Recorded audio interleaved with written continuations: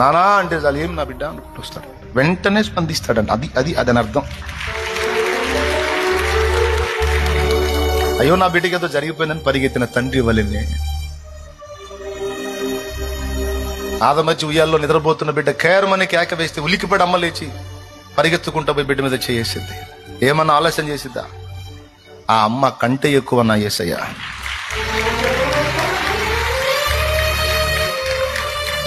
నువ్వు అనుకుంటావు నన్ను పట్టించుకుంటాడా అని.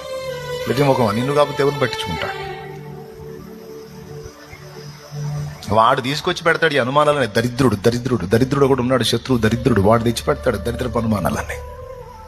వాడి మాటలు ఎందుకు వింటాను? వాడిచ్చే ఆలోచనలు ఎందుకు తీసుకుంటాను?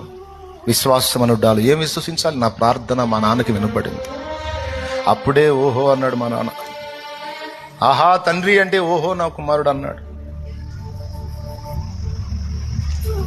ఉల్లమునెత్తి పిలిచిన వేళ నోహో నన్ను దరికి వచ్చు. అలా ప్రార్థన వింటంగా దిగొస్తాడంట నువ్వు కేక వేస్తే. భక్తుల అనుభవం. ఏ బంధము కూడా చాలదు యేసు అనుబంధానికి.